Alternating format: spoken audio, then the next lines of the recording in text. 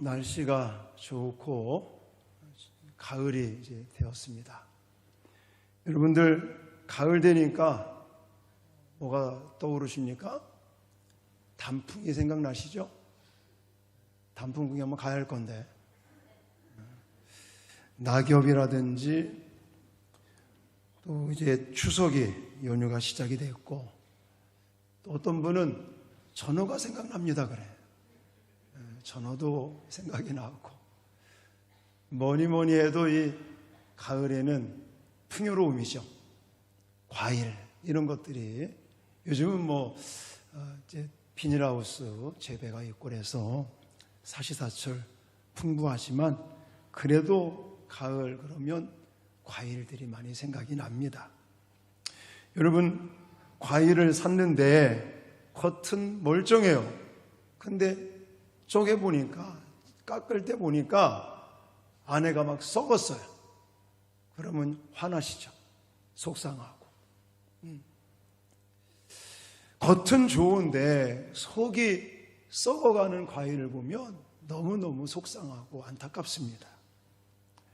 저는 오늘 본문을 보면서 그 생각이 나요. 가을에 과일을 깎다가 겉에는 말짱한데 안에를 보니까 완전히 썩어서 먹을 수 없는 아무 쓸데없는 과일과 같은 오늘 본문에 그런 내용들이 담겨져 있습니다. 하나님께서도 이스라엘 남유다 백성들이 썩어가는 것을 보셔요. 그리고는 가슴 아파하시고 너무 속상해 하시고 그래서 하나님께서 계속해서 예레미야 선지자를 통해 이 심판에 대한 메시지, 이 징계에 대한 메시지를 계속 주고 계셨죠. 근데 사실 하나님께서 지금 유다를 향해 말씀하시는 이 심판, 징계에 대한 메시지는 멸망시키기 위한 심판, 징계가 아니라 살리시기 위한 징계요, 심판이라는 것을 우리는 기억을 해야 됩니다. 자, 오늘 본문에서도 두 가지 비유를 통해서 하나님 앞에 범죄한 이 유다의 심판, 이 사랑의 징계에 대해서 선포하고 계신데 우리가 시간 관계상 끝까지 다 읽지는 않았습니다. 그러나 오늘 본문을 읽어보니까 두 가지 비유의 말씀이 나왔는데 하나는 썩는 뱃띠, 이 뱃띠라는 게 배로 만든 띠를 가리키거든요. 그것이 썩는 어떤 이야기를 비유적으로 말씀을 하고 계셨고 그 다음에 두 번째 비유는 포도주 병에 대한 비유의 말씀을 주셨습니다. 결국은 뭐냐면 지금 썩어가고 있는 유다, 이 유다의 형편에 대해서 하나님이 너무너무 안타까운 마음으로 이 예레미야 선지자를 통해서 제발 썩고 있으니 지금 썩는 거에서 좀 헤어나야 될 거 아니냐. 결국은 그런 말씀들을 하고 계십니다. 여러분 이해를 돕기 위해서 뱃띠라는 것을 좀 설명을 드린다면 이 뱃띠라고 하는 것은 제사장들의 예복, 이 에봇이라고 하는 제사장들이 입던 옷의 허리 부분에 이렇게 띠처럼 매는 것이 바로 뱃띠라고 하는 것입니다. 그러니까 뱃띠는 제사장들이 입는 에봇, 흉대, 그리고 머리에 쓰는 관, 이런 여러 가지와 함께 굉장히 소중하고 거룩한 그런 것 중에 한 가지라는 것이죠. 그래서 여기서 말하는 이 뱃띠는 제사장들의 거룩과 영화로움을 상징하고 있으며 하나님에 의해서 거룩하고 영화로운 제사장 나라로 부름받은 이스라엘 남유다를 상징하고 있다. 이렇게 해석을 하시면 좋겠습니다. 자, 뱃띠를 사서 허리에 띠라. 이것은 하나님께서 열방 가운데서 이스라엘을 거룩히 구별하셔서 그들을 제사장 나라로 삼으사 영화롭고 거룩한 백성으로 삼으신 것을 의미합니다. 그런데 오늘 본문에 보니까 이 뱃띠를 어디에다가 감추라고 그랬어요? 유브라데 강 물가 바위에다가 그것을 감추어 두어라. 근데 그렇게 하나님 말씀대로 그 뱃띠를 유브라데 강 물가 강가에다가 바위 틈에 숨겼더니 그것이 어떻게 됐다고 그럽니까? 이제 습기가 차고 물이 들어가니까 배로 만든 띠니까 어떻게 되겠어요? 썩게 되겠죠. 자, 그 띠가 썩어서 아무런 쓸모없게 되었다. 이런 이야기를 하고 계시는데 그게 지금 누구의 상태라는 거예요? 남유다 사람들의 영적인 상태다라고 말씀을 하고 계시는 것입니다. 즉 유다는 본래 사람들의 요긴한 허리띠와 같이 그 제사장들이 에봇을 입고 겉에 허리에 띠를 매는 것처럼 굉장히 유용하고 거룩하고 영화로운 그런 것 중에 한 가지인데 그것이 지금 썩어서 쓸모없게 된 것과 같이 지금 하나님의 거룩한 백성으로 선택받은 유다가 열방의 제사장 나라로 시작을 했지만 지금은 하나님에게도 열방에게도 아무런 쓰잘데기 없는 쓸모없는 그런 존재가 되어버린 것을 이렇게 비유적으로 말씀하고 계시는 것입니다. 저는 오늘 이런 본문을 통해서 이 유다가 이 썩게 되는 이런 모습을 하나님의 물론 심판이요 하나님의 섭리 가운데 진행되고 있는 것이지만 이들이 왜 썩게 되었는가? 무엇 때문에 썩게 되었는가? 이것을 여러분들에게 소개하면서 우리도 우리의 이 어떤 사건, 이 어떤 스토리, 이야기를 우리가 접하면서 이것을 교훈 삼아 우리의 삶을 썩게 하는 것이 무엇인지를 우리가 깨닫고 그리고는 쓸데없는 존재가 아니라 정말 하나님과 세상에 정말 쓸모있는 그런 뱃띠와 같은 그런 존재로 살아갈 수 있는 저와 여러분 되어지시기를 주님의 이름으로 축원합니다. 그러면 왜 썩게 되었을까? 무엇이 썩게 했을까? 먼저는 교만이다 라고 말할 수가 있습니다. 자, 9절 말씀, 10절 말씀을 같이 읽겠습니다. 시작. 여호와께서 이와 같이 말씀하시니라. 내가 유다의 교만과 예루살렘의 큰 교만을 이같이 썩게 하리라.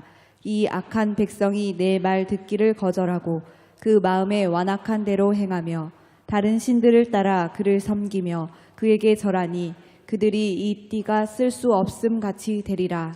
아멘. 여기 보면 하나님께서 지금 남유다에 대해서 이야기를 하고 계시는데 유다의 교만과 예루살렘의 큰 교만을 이같이 썩게 하리라 라고 9절에 말씀하고 계시죠. 자, 교만이라는 것 때문에 썩게 됐다는 것입니다. 이 교만이라고 하는 단어를 제가 사전에서 찾아봤더니 개화라는 단어를 쓰고 있는데 이 개화라고 하는 교만이라는 단어는 이 동사 가하라고 하는 이 일어서다 잘하다라고 하는 동사에서 파생된 단어라고 그럽니다. 그러면서 뜻은 무슨 뜻을 가지고 있냐면 자신의 능력에 대해서 과시하는 것을 교만이다라고 말합니다. 다시 말해서 교만은 자기를 나타내는 걸 가리키는 거예요. 교만은 하나님을 높이기보다는 누구를 높이겠습니까? 자기 자신을 높이려고 하는 걸 가리키는 거예요. 자신의 삶의 주인으로 하나님을 모시기보다 자기 스스로 자기를 주인으로 삼고 자기가 왕이 되어서 자기의 모든 삶을 주관하고 스스로 자신을 나타내고 높이는 것, 그리고 결국 자신이 하나님의 소유인 것을 거부하는 사람을 가리켜 교만한 사람이다. 이렇게 성경은 말하고 있습니다. 성도들은 누구에게 속한 사람들입니까? 그리스도에게 속한 사람들이잖아요. 우리는 소유가 내 소유가 아니라 우리는 누구의 소유라고 고백합니까? 하나님의 소유다라고 고백을 합니다. 자신의 삶의 주인이 내가 아니라 하나님이라고 우리가 그렇게 말을 합니다. 근데 이스라엘 사람들은 겉으로는 그렇게 하는 거예요. 그래서 겉으로는 성전에 올라가서 하나님께 번제를 드려가면서 하나님 영광을 받으시고 하나님이 내 삶의 주인이시고 또 우리의 모든 소유는 하나님에게 있습니다 라는 형식적인 것은 갖추고 있지만 그들의 마음속에는 스스로 높아지려고 그러고 스스로 자신들을 나타내려고 그러고 그리고는 자기 삶의 모든 주권을 자기가 가지고 자기 마음대로 자기 멋대로 살아가는 이런 이스라엘 남유다 사람들을 향해 하나님께서 교만함 때문에 썩게 되었다, 썩고 있다라고 말씀을 하고 계시는 것입니다. 여러분, 교만은 성도들로 하여금 하나님께로부터 멀어지게 만들고 마침내 하나님과의 분리라는 영적 사망에 이르게 된다고 성경은 우리에게 말씀하고 있습니다. 그래서 우리가 잘 알고 있는 잠언서 16장 18절에 교만은 패망의 선봉이요 거만한 마음은 넘어짐의 앞잡이니라. 교만은 우리를 패망하게 만든다. 거만한 마음, 이 교만한 마음은 우리로 하여금 넘어지게 만들어요. 그리고 오늘 본문에 보시면 이 교만한 사람이 나타내는 구체적인 증상을 10절에 아까 읽은 10절에 이렇게 말씀하고 있습니다. 자, 같이 읽겠습니다. 시작. 이 악한 백성이 내 말 듣기를 거절하고. 아멘. 여기까지. 자, 교만에 대해서 이야기를 하고 있죠. 교만함 때문에 썩어가고 있다, 썩고 있다 이런 말씀을 하시면서 그 교만한 사람의 그런 모습 가운데 한 가지, 이 악한 교만한 백성이 무엇을 거절한다고요? 여호와의 말씀 듣는 것을 거절한다. 저는 이 구절을 통해서 교만한 자의 삶에 두드러지게 나타나는 것이 무엇이냐? 하나님의 말씀을 거부하는 거예요. 하나님의 말씀 경청하지는 않는 거예요. 하나님의 말씀을 우습게 생각하는 거예요. 제가 지난 시간 그전에도 계속 말씀드린 게 뭡니까? 하나님은 예레미야 선지자를 통해서 계속 하나님의 말씀을 선포하게 하십니다. 예레미야 선지자 때뿐만이 아니라 이사야 선지자 때도 이사야 선지자를 통해서 계속 하나님의 말씀을 선포하게 하시는데 관심도 없어요. 그리고 앞부분에는요, 예레미야를 죽이려고 했던 것을 우리는 알고 있지 않습니까?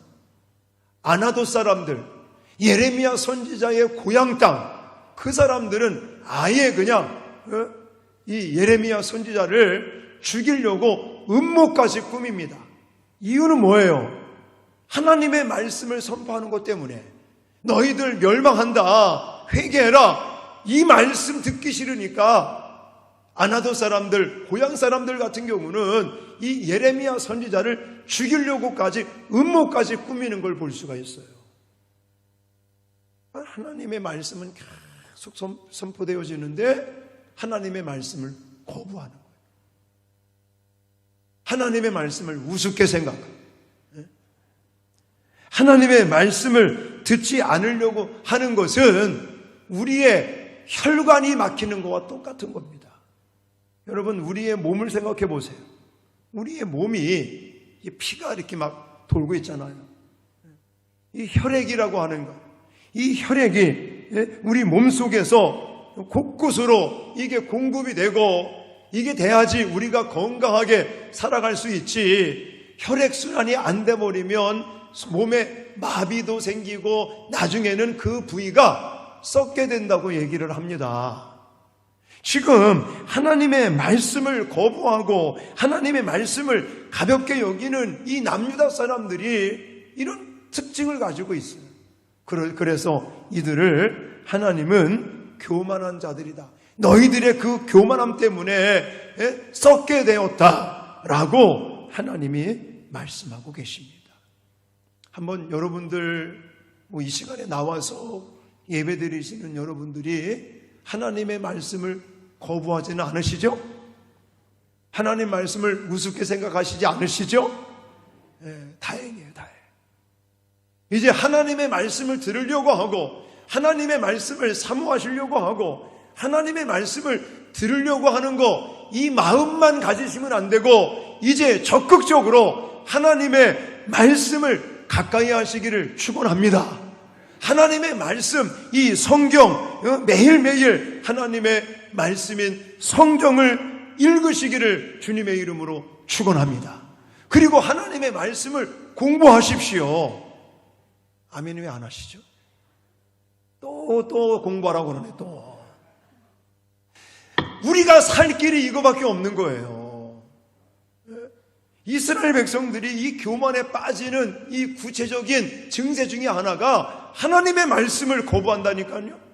하나님의 말씀을 우습게 생각하고 겉으로는 거룩한 척, 겉으로는 하나님의 말씀 들으는 척 해놓고 나서는 자기 멋대로, 자기 생각대로, 자기의 어떤 생각대로만, 겉으로는 성전에 올라가서 제물을 바치고 번제를 드리지만 그 마음 중심에는 하나님의 말씀을 거부하는 것 때문에 이들이 교만하게 되었고 이들이 이 교만함 때문에 썩게 되었다라고 성경은 말하고 있는 것입니다. 사랑하는 성도 여러분, 우리 교회는 얼마나 좋습니까? 그냥 새가족반이다, 또 성경 입문반이다, 제자학교반이다, 또 1:1 양육이다, 복음 변증학교다, 뭐다, 이런 여러 가지 프로그램들을 통해서 하나님의 말씀을 배울 수 있는 이런 기회들을 여러분들이 100분 활용할 수 있기를 주님의 이름으로 축원합니다.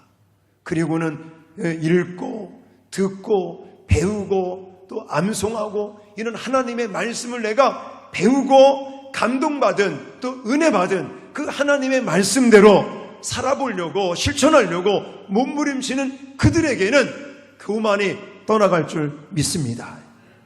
여러분, 멸망이 임박한 유다 백성들에게 예레미야 선지자는 이런 말씀을 선포하고 계시는데 15절부터 18절 말씀을 한번 읽겠습니다. 자, 15절로 18절 말씀, 멸망이 임박한 유다 백성들에게 예레미야 선지자를 통해서 하나님께서 주시는 이 음성을 잘 들으면 어떻게 하면 이 교만함을 극복해 나갈 수 있을 것인가, 이 해답이 나오거든요. 자, 읽겠습니다. 시작. 너희는 들을지어다, 귀를 기울일지어다, 교만하지 말지어다. 여호와께서 말씀하셨음이라. 그가 어둠을 일으키시기 전, 너희 발이 어두운 산에 거치기 전, 너희 바라는 빛이 사망의 그늘로 변하여 침침한 어둠이 되게 하시기 전에 너희 하나님 여호와께 영광을 돌리라. 너희가 이를 듣지 아니하면 나의 심령이 너희 교만으로 말미암아 은밀한 곳에서 울 것이며 여호와의 양떼가 사로잡힘으로 말미암아 눈물을 흘려 통곡하리라. 너는 왕과 왕후에게 전하기를 스스로 낮추어 앉으라. 관 곧 영광의 면류관이 내려졌다 하라. 아멘.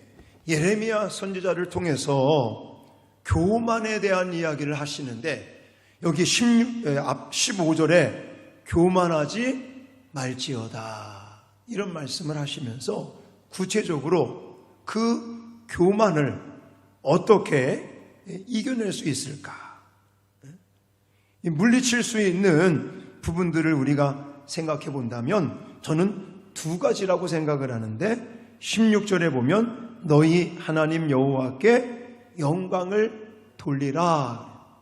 자, 아까 말씀드렸죠. 교만이라는 게 누구 중심적인 거예요? 나 중심적인 거죠. 내 스스로가 높아지려고 그러고 내 스스로를 자꾸만 드러내려고 그러고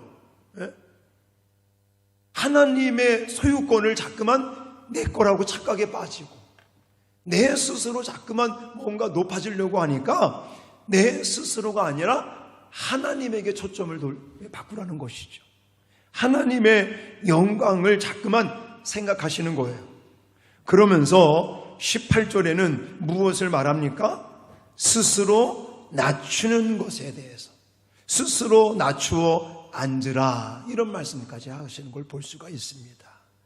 그래서 저는 이런 말씀들을 봤을 때에 우리가 물론 하나님의 말씀을 가까이 하지 않고 하나님의 말씀을 거부하는 것이 우리로 하여금 교만한 사람이 되게 하는 그런 요인도 되겠지만 더 구체적으로 하나님에게 초점을 안 맞추고 하나님의 영광을 추구하지 않고 그리고 스스로 교만해지려고 그러는 그러니까 스스로 자꾸만 낮추는 거예요. 내 스스로가 나는 부족함이 많고 나는 나약한 존재고 하나님이 도와주시지 아니하시면 안 된다는 이런 어떤 내 스스로가 내 스스로를 자꾸만 낮추려고 하는 이런 자세가 우리에게 필요하다는 말씀인 것입니다.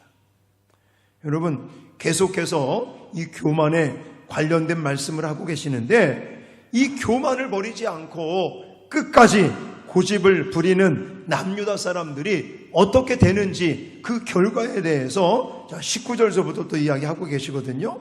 자, 19절 말씀 쉬운 성경으로 읽겠습니다. 시작. 유다 남쪽 네게부의 성들이 닫혔으나 열 수 있는 사람이 아무도 없으니 온 유다가 낯선 땅으로 사로잡혀 갈 것이다. 한 사람도 남김없이 사로잡혀 갈 것이다. 아멘.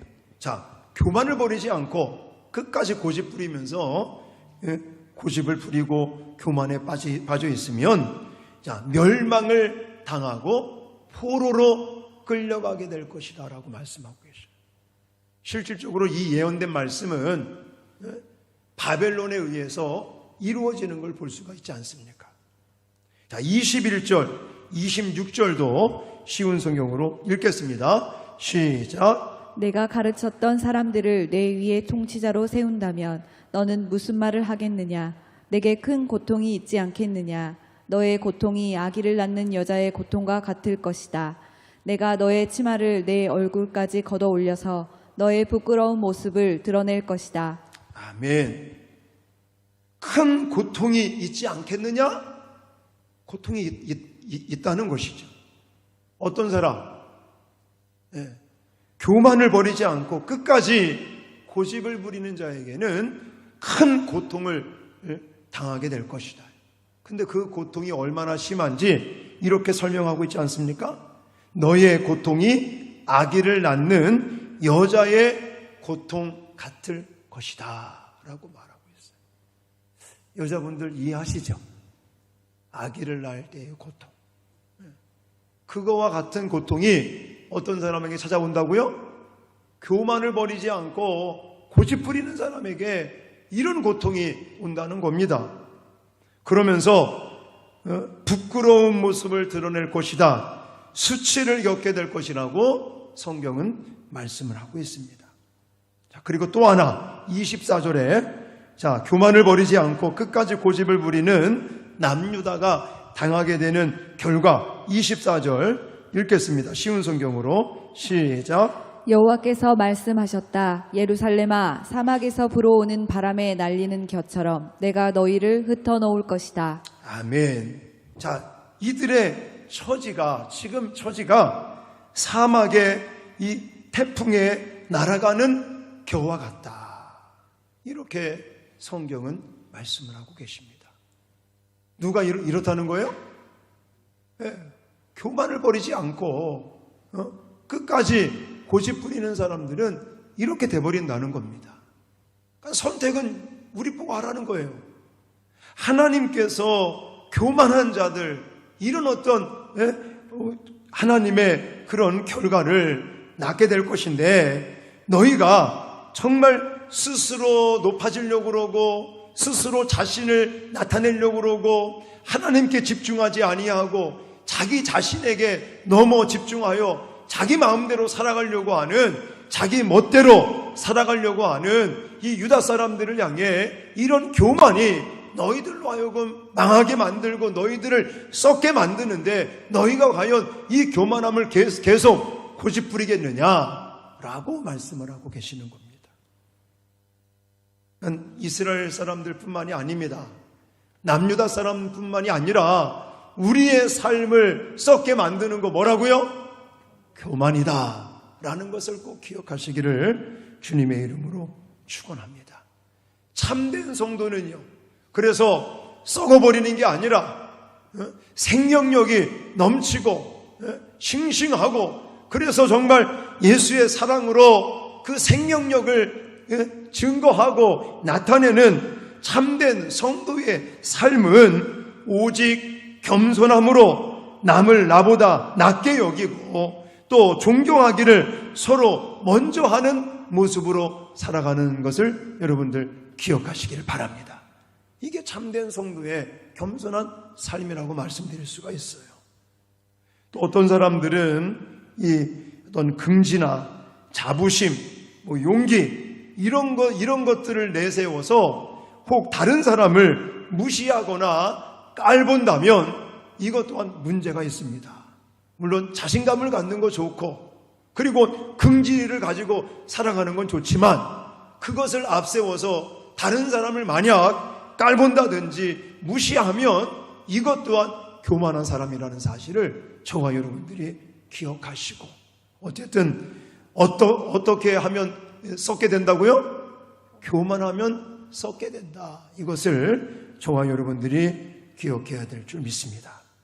또 한 가지, 오늘 본문 속에 여기 유다 사람들을 썩게 한 거, 어쩌면 우리의 삶을 썩게 하는 거라고 말씀드렸죠?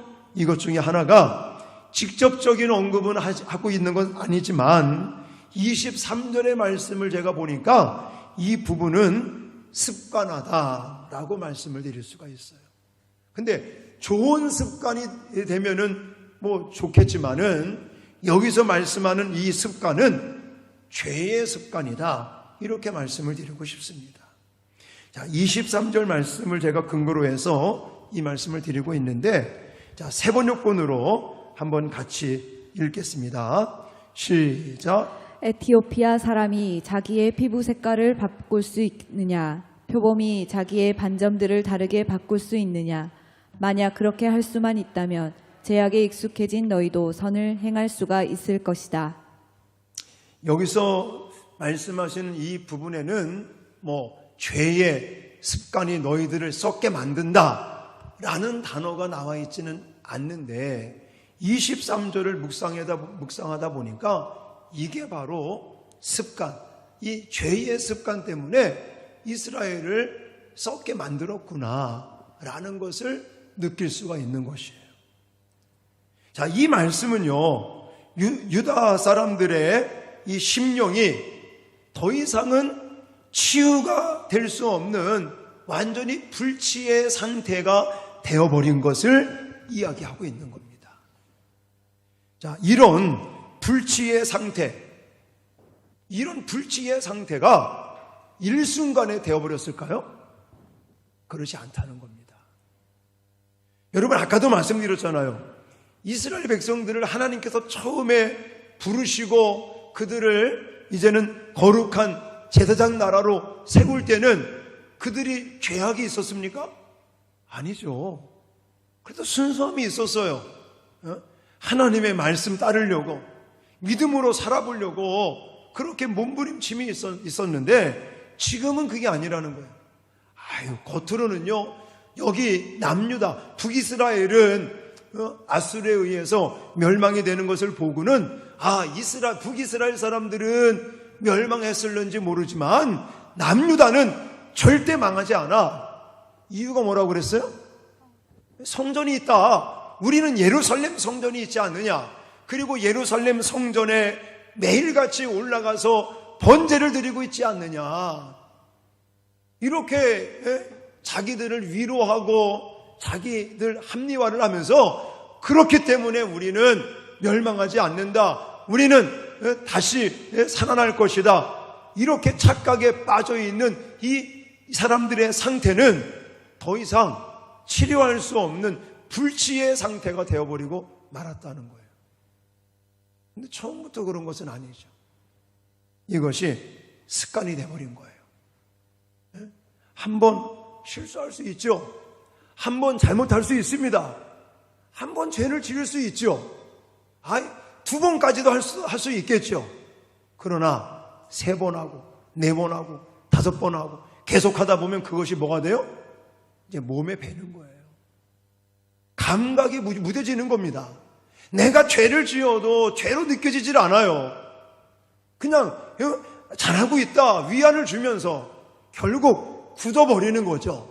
죄 가운데 굳어져 버리고 그것이 결국은 습관화돼서 이제는 어떻게 치료할 수 없는 불치의 상태가 되어버린 것, 이것 때문에 결국 지금 하나님께서 분노하시고 그것 때문에 이스라엘이 썩어서 이제는 새롭게 창조하는 그런 방법밖에 없다라고 성경은 우리에게 말씀하고 있는 것입니다. 여러분, 우리는 이런 이스라엘의 모습을 보면서 작은 거 하나, 작은 죄로 시작되는 그런 작은 거 하나하나를 절대로 사소하게 생각해서는 안 될 줄 믿습니다. 내가 지금 실수 한번 한 거 물론 할 수 있어요. 그러나 그걸 자꾸만 합리화시키고 그래 뭐 괜찮을 거야 위안을 주지 마십시오. 절대적으로 무엇인가 하나 잘못했으면 그걸 통해서 하나님 앞에 가슴을 찢고 통회하고 자복하고 회개하고 돌이키려는 그런 마음의 어떤 회개의 운동이 있어야만 된다는 거예요. 물론 내가 실수하고 죄 짓고 잘못했다고 그래서 한 번 했다고 그래서 그냥 하나님이 끝내버리시는 분은 절대 아닙니다. 하나님은 어찌하든지 기다려주시고 참아주시고 돌아오기를 기다리시는 분인데, 우리 입장에서 만약에 자꾸만 내가 실수하고 죄 짓고 잘못하는 것에 대해서 합리화시키고 그냥 위로만 해준다면 거기서 우리는 헤어나지 못한다는 거예요. 왜냐? 죄라고 하는 것이 내가 하고 싶어하는 것도 뭐 있을 수 있지만 사탄 마귀가 계속해서 유혹을 해오고 있잖아요. 여기서 우리가 헤어날 것은 정말 악은 어떤 모양이라도 버리라는 데살로니가전서 5장 22절의 말씀처럼 작은 죄 하나, 작은 실수하는 거 하나, 우리는 사소한 거 또 소홀하게 생각하지 말고 정말 하나님 앞에 거룩하고 또 온전하게 거룩한 신부로 살아가기 위해서 정말 철저하게 죄의 작은 거 하나라도 경계할 수 있는 저와 여러분들이 되어야 될 줄 믿습니다. 그게 반복하다 보면요, 결국은 우리가 그것에 습관화가 되어버리고, 그것 때문에 지금 이스라엘 백성들은 이제는 치료할 수 없는 불치의 상태가 되어버렸고, 결국 이것 때문에 모든 것이 썩어버리는 그런 결과가 나왔다는 것입니다. 사랑하는 성도 여러분, 우리는 이 땅을 살면서 이렇게 우리의 삶을 썩게 하는 것들, 특히나 이 죄의 부분들에 있어서 우리는 죄를 아예 처음부터 작은 걸지라도 우리는 철저하게 경계하고 죄의 유혹을 받지 않도록 날마다 하나님의 전신갑주로 무장해야 될 줄 믿습니다. 그래서 에베소서 6장 11절로 13절에 이렇게 말하고 있지 않습니까? 같이 읽겠습니다. 시작. 마귀의 관계를 능히 대적하기 위하여 하나님의 전신갑주를 입으라. 우리의 씨름은 혈과 육을 상대하는 것이 아니요 통치자들과 권세들과 이 어둠의 세상 주관자들과 하늘에 있는 악의 영들을 상대함이라. 그러므로 하나님의 전신갑주를 취하라. 이는 악한 날에 너희가 능히 대적하고 모든 일을 행한 후에 서기 위함이라. 아멘. 여러분, 하나님의 은혜가 우리에게 있듯이 사탄 마귀의 이 공격, 끊임없이 우리를 넘어지게 하고 자빠지게 하고 죄짓게 만드는 이 사탄 마귀의 공격도 끊임없다는 거예요. 그래서 이 우는 사자와 같이 삼킬자를 찾아 으르렁거리는 이 사탄 마귀의 이 관계를 우리가 어떻게 우리 스스로 이겨낼 수가 있겠습니까? 물리칠 수가 있겠습니까? 하나님의 전신갑주로 무장하는 길밖에 없는 줄 믿습니다. 그래서 우리는 하나님의 전신갑주로 무장하고 우리에게 찾아오는 아주 작은 실수, 작은 죄라고 할지라도 그것을 그냥 우습게 생각하지 말고 사소한 것으로 생각하지 말고 이것이 우리로 하여금 썩게 만들 수 있다는 그 생각을 가지고 우리가 아주 철저하게 경계하며 하나님의 전신갑주로 무장을 해서 우리의 삶을 좀먹고 우리의 삶을 썩게 만드는 것들을 우리가 물리칠 수 있어주시기를 주님의 이름으로 축원합니다. 그래서 오늘 말씀을 통해서 이 유다를 썩게 만드는 거 두 가지를 소개해 드렸습니다. 첫 번째는 뭐라고요? 교만합니다. 두 번째는 죄에 대한 습관이 이 남유다 사람들을 썩게 만든 것처럼 우리의 삶을 썩게 하는 것이 이 교만과 또 죄의 습관이 우리의 삶을 썩게 만들 수 있다는 것을 여러분들에게 소개해 드렸습니다. 아무튼 우리의 삶 속에서 정말 교만한 그런 모습이 아니라 겸손한 모습으로, 그리고는 죄의 습관이 들지 않도록 늘 경계하고 하나님의 전신갑주로 무장을 해서 우리의 삶이 정말 생명력이 넘치고, 그리고 이 예수의 생명력을 가지고 있는 우리들이 다른 부분에 있어서도 생명력을 정말 증거하고 또 나타낼 수 있고 전해질 수 있는 저와 여러분들이 되어지시기를 주님의 이름으로 축원합니다.